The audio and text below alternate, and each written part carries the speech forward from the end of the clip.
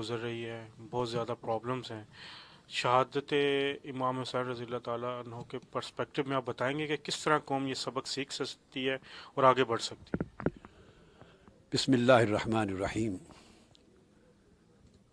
یہ قوم، میری مراد پاکستانی قوم، شہادت سیدنا امام حسین علیہ السلام سے یقیناً سبق سیکھ سکتی ہے، مگر اس شرط پہ کہ اگر اس شہادت کی حقیقت اور اس کے فلسفے پر وہ صدق کے دل کے ساتھ یقین کریں اور پوری فہم و بصیرت کے ساتھ سمجھنے کی کوشش کریں۔ شہادت امام حسین علیہ السلام یہ میری دانست میں بلا شک و شبہ سیرت محمدی صلی اللہ علیہ وآلہ وسلم کا ہی ایک باب ہے۔ یہ کنٹینیوٹی ہے سیرت محمدی صلی اللہ علیہ وآلہ وسلم سے۔ جو فیض امت کو اپنی اصلاح کے لیے حضور علیہ الصلوۃ والسلام کی سیرت طیبہ سے ملتا ہے، وہی فیض سیدنا امام حسین علیہ السلام کی شہادت سے بھی ملتا ہے۔ پاکستان کے موجودہ حالات کو سامنے رکھتے ہوئے اس کا شہادت امام حسین کے ساتھ جو ایک لنک بنتا ہے، وہ لنک بہت ساری جہتوں اور ڈائریکشنز اور ڈائمنشنز پہ مشتمل ہے۔ دو ایک باتیں یا تین باتیں جو امپورٹنٹ ہیں مختصراً میں عرض کروں گا۔ ایک یہ کہ دہشت گردی ہم اس کی لپیٹ میں ہیں اور پورے ملک کا امن تباہ ہے۔ دہشت گردی اسلام کی تاریخ میں دو طریقوں سے شروع ہوئی، ایک فکری اور نظریاتی دہشت گردی اور دوسری قسم سیاسی اور ریاستی دہشت گردی۔ فکری اور نظریاتی دہشت گردی اس کے بانی خوارج تھے۔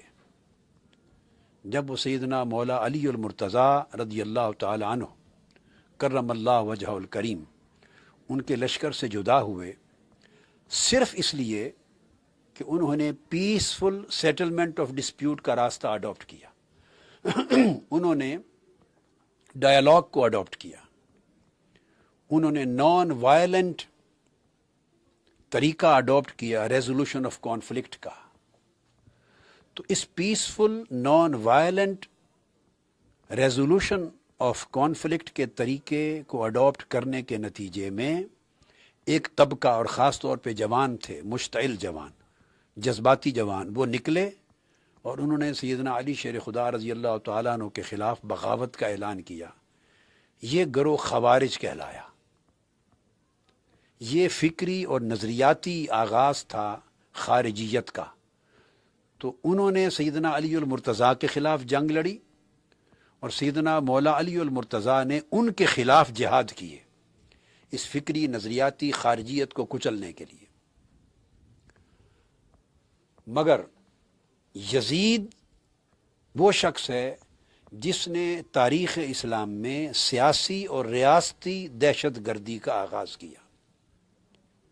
یزید تاریخ اسلام کے اوائل دور کا سب سے بڑا دہشت گرد تھا، اور اس نے اسٹیٹ ٹیررزم کی بنیاد رکھی سیاسی اور ریاستی سطح پر، اور اس سیاسی اور ریاستی دہشت گردی کے خلاف جہاد کرنے والے، جنگ لڑنے والے، سینہ سپر ہونے والے وہ امام علی مقام سیدنا امام حسین علیہ السلام تھے۔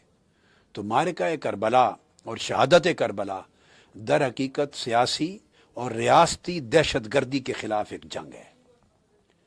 دوسری امپورٹنٹ بات یہ ہے کہ یزید وہ شخص ہے جس نے اسلامی ریاست کے انسٹیٹیوشنز کو تباہ کیا اور واضح طور پہ کرپٹ ڈکٹیٹوریل رول کی بنیاد رکھی۔ وہ کرپٹ بھی تھا اور بہت بڑا سخت ڈکٹیٹر بھی تھا۔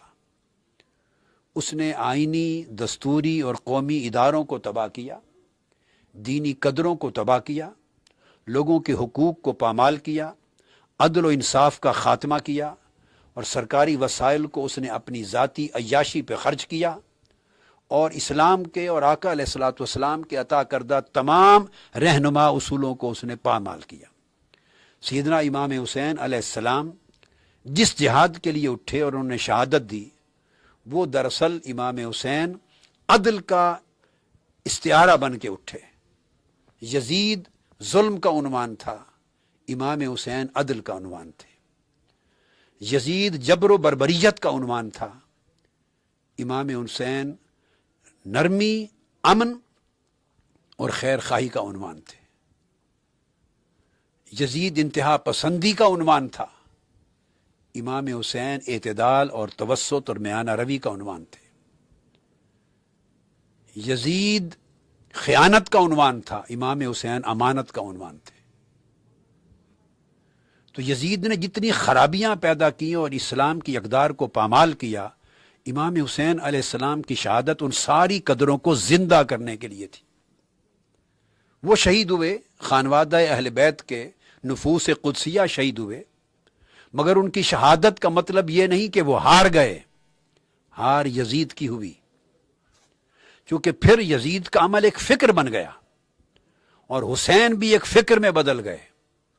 وہ فکر آج بھی قائم ہے۔ یزیدی فکر کی علمبردار قوتیں آج بھی پاکستان میں ہیں، اور پاکستان سے جمہوری، اسلامی، اخلاقی، آئینی قدریں، لوگوں کے حقوق، عدل اور انصاف کے حقوق، میانہ روی کے تمام روش، ان تمام پیمانوں کو اور امانت اور دیانت کے تمام اصولوں کو پامال کر رہی ہیں۔ اور امام حسین کی شہادت کا میسج یہ ہے کہ پاکستانی عوام اگر امام حسین کی طرح اس نظام ظلم و جبر کے خلاف بغاوت کرنے کے لیے نہیں اٹھے گی۔ امام حسین علیہ السلام نے اس نظام جبر و ظلم اور کرپشن کے نظام کے خلاف بغاوت کی تھی۔ کربلا ظلم کے خلاف بغاوت ہے، کربلا خیانت اور بددیانتی کے خلاف ایک بغاوت ہے، کربلا اداروں کی پامالی کے عمل کے خلاف ایک بغاوت ہے، اور پستی ہوئی انسانیت کو زندہ کرنے کا عالم جہاد ہے۔ آج پاکستانی قوم کو روش حسین پر عمل کرنا ہوگا اگر وہ عزت کی زندگی چاہتے ہیں۔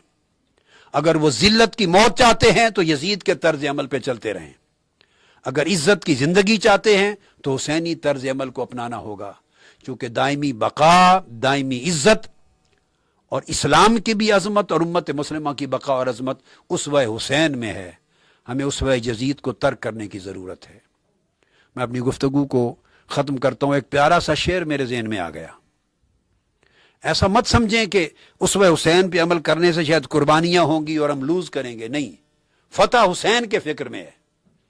یزید شکست کھا چکا ہے اور اس کا فکر الٹیمیٹلی شکست کھائے گا۔ تو شعر یہ ذہن میں آیا کہ حسین جیتیں گے آخر